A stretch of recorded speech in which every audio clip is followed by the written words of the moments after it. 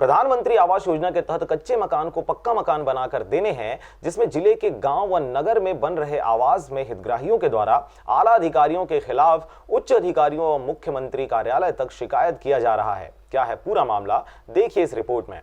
नगर पंचायत सरगांव में बन रहे आवास की खबर पहले भी प्रकाशित किया जा चुका है। आवास योजना के तहत कच्चे मकान को पक्का मकान बनाकर देने की योजना है, जिसके तहत पात्र हितग्राही जिनके कच्चे मकान हैं, उन्हें पहले व दूसरे में कम जगह मिली है, जिसके चलते गांव में आवास योजना को लेकर काफी वाद विवाद की स्थिति बन रही है। पहले व दूसरी लिस्ट में ऐसे हितग्राहियों का नाम सामने आया है जिनके रहने के लिए पहले से ही पक्का मकान बना हुआ है, लेकिन उन्हें आवास योजना का लाभ मिलना तो है, लेकिन कच्चे मकान वाले को दरकिनार करते हुए पक्के मकान वालों को आवास का लाभ मिलने के कारण पात्र हितग्राही जिन्हें एक ही घर में 3 से 4 परिवार को एक साथ मिलाकर रहना पड़ता है, और कई मकान ऐसे भी हैं जिनके अंदर जाने के लिए झुककर जाना पड़ता है और नगर में बने सीसी रोड से नीचे है। कच्चे मकान वाले हितग्राही नगर पंचायत के चक्कर काटते हुए संबंधित अधिकारियों को कई बार दस्तावेज जमा करने के बाद भी उन्हें आवास योजना का लाभ नहीं मिला है, और वहीं पर ऐसे लोगों को आवास का लाभ पहले प्राप्त हो गया है जिनके रहने के लिए पहले से ही पक्के मकान बने हुए हैं, जिसे लेकर ग्रामीणों में आक्रोश की स्थिति बनी हुई है। उसे तो 10% जिसका पक्का मकान है उनका भी बनाया जा रहा है, उसका परिवार ज्यादा है, उसी हिसाब से उनका मकान बनाया जा रहा है। तो उनका जो सिस्टम है, पहले अधिकार फार्म का जो अभी नियम चला रहे हैं, तो पहले पट्टा वाला है, लगानी जमीन है, उनको पहले दिया जा रहा है, फिर अधिकार फार्म का अभी क्या बघेल घोषणा किया है सबका बनाया जाए ऐसा करके। अब अधिकारी तक लेके जा रहे हैं, अधिकारी सहयोग कर रहे हैं। ग्रामीणों से यह भी सुनने को मिलता है कि जिन्होंने आवास बनवाने के लिए मुंह मांगी कीमत अदा की है, उनका आवास पहले बना दिया गया है, लेकिन जिन लोगों के पास देने के लिए रुपये नहीं है, उनका आवास अब तक नहीं बनाया गया है। मोर घर के परेशानी है, आवास के लिए बोल रहा था तो मन नहीं बनावा थे, तो मन मोर घर है उधर से तको है, अब मोला परेशानी बहुत है, मोर घर चूहा से अभी बरसात में मोर रह जगह नहीं है। पहले तो उसके 3 क्राइटेरिया है कि 3 लाख से कम आए हो, 31 अगस्त 2015 से वहाँ का निवासी हो और उसकी स्वयं की भूमि हो। उसके पश्चात उस पर यह देखा जाता है कि उसके अर्ध पक्का मकान है, कच्चा मकान है, इनको दिया जाता है।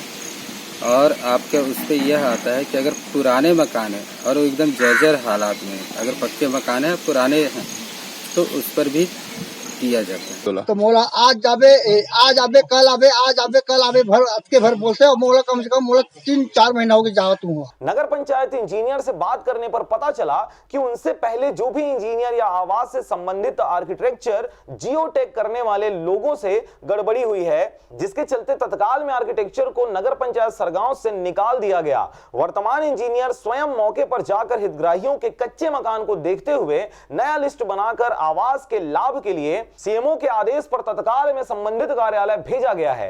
भूस्वामी में अगर पिता के नाम पर भी भूमि है तो भी पुत्र को सहमति पर दिया जाता है, और जब तक कार्य निर्माण हो जाता है तब तक उसके नाम पे भूमि नामांतरण होना चाहिए। उनको अधिकार पत्र में दिया जाएगा।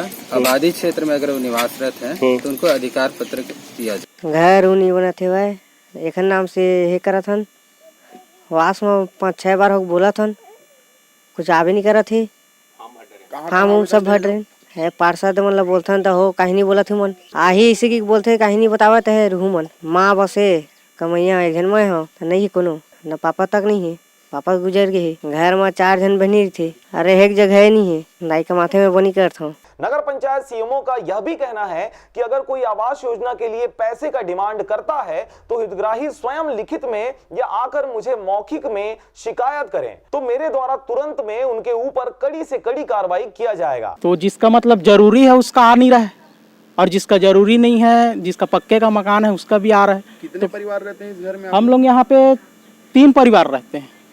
तीनों का शादी हो गया है? हाँ, तीनों का शादी हो गया है, 3 भाई का शादी हो गया है और फैमिली पूरे यहीं रहती है। जिसका ऑलरेडी बना हुआ है मकान, उसके बाद आप ऊपर में बनवा रहे हो, तो ये सही नहीं ना सर। हमारा जैसे कच्चे का मकान है, जैसे वार्ड में जिसका बहुत जरूरी है, जो जर्जर हो चुका है मकान, उसका आगे बनना चाहिए ना। नहीं, ऐसा बात नहीं है। मेरे पास एक भी अगर शिकायत आ जाए लिखित में, मौखिक में आके बोल दे, मैं FIR करूँगा।